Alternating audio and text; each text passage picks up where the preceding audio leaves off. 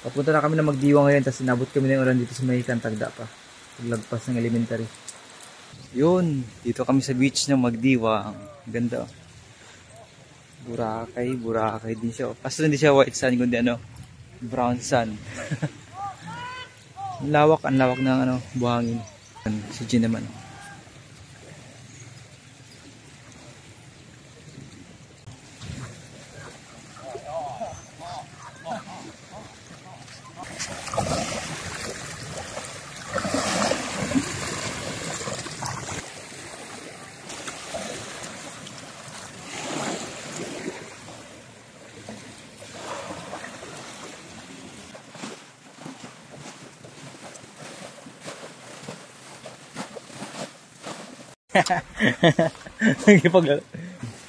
Ito yung beach na Magdiwang, ang ganda.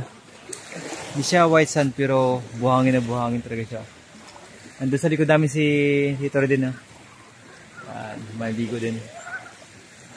Kasama namin si Nakukoy. Lalakad-lakad tayo mo. Silaw nga lang. Sana all.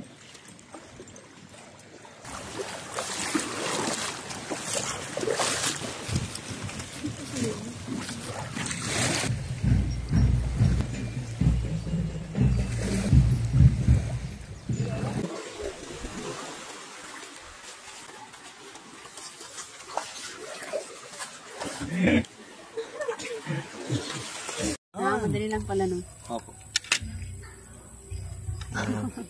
Ano ba? Ito yung liswi. Yan. First time makakain si Jan ng liswi. Tsaka ang kasag. Yung pangalan?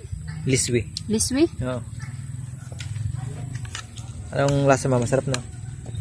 Isang kasag dito sa Sibuyan, siya, sulid siya o pabilog. Sa Cavite kasi paba payat. Gima, marunong ka na? Wala naman yata itong laman. Hindi, ang sugat ma dito ka magsisimula. Wala na itong laman. Wala na naman, tapon mo na.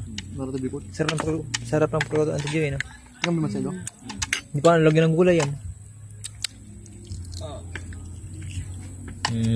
Tapos may may tinay may pa yan. May mga buhangin. Kasi minsan pag katanggal mo ng laman, kasama yung tinay. Hindi yung makain? Tanggalan mo may buhangin. Pinakaan po nila nila yung lomos. Ilaw lang kami, walang ilaw sa sana eh. Inaano po nila yung yung mga buhangin na may... Tapos ngayon, second batch ng kain ngayon kasi naganda si Auntie Jun ng rabbit. Nagpalit yun ng rabbit. Kaya titikman natin ngayon kung gaano kasarap yung rabbit nila. Sarap lang ulam kanina. Ito. This way. This way. Auntie Jo. Wag ako! Lilig dito sa mga alis-alis. Ito yung lechong rabbit to. Anong lasa niya? Parang baboy lang o manok? Parang ostrich ang lasa. Dati din ay marami dito ng alagang pabo. Mapapalit yun din kami. Di pa ba 100 din pa ang kilo pag bili ka? Pabo. Yung ganito ang mo koy, yung balat niya koy. Talagang sinagaan namin ni... Parang may pagka-native na manok ang lasa ng laman. Mas masarap koy, mas masarap sa native. Maganda ang pagkatimpla rin na kanyag. Sarap din pala laman ito. Yan ay 300 ang binayaran namin. Sila Sarap pala nasa ng rabbit. Pero ang texture ng laman, para sa manok. Para manok. Para sa native na po yun. Parang native na manok. Kung nakatikim ka po niya Pero may mas mabango siya. ng pabo po yun. Mas masarap pa ang ng pabo. Sarap ng rabbit, no? Medyo naman, pero pag bagong hain to sa sa lechon, mas masarap, mas Kaya masarap. kanina kumain, lumantak talaga si kuya kanina. Ulit niya kanina. Ito naman gusto ko din ko. Masarap pa ito. Pero siya kumakatiin ng rabbit. So. Malinis kami yung gata eh.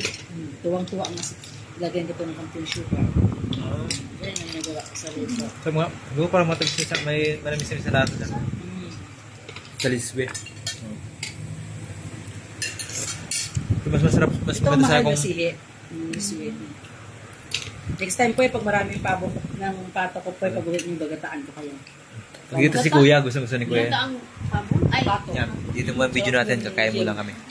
Alam niyo yung bukas babiyahin na kami pabalik na Maynila. Siguro mga alas 8 kami pupunta ng pier para kumuha ng ticket. Si Jen, busy.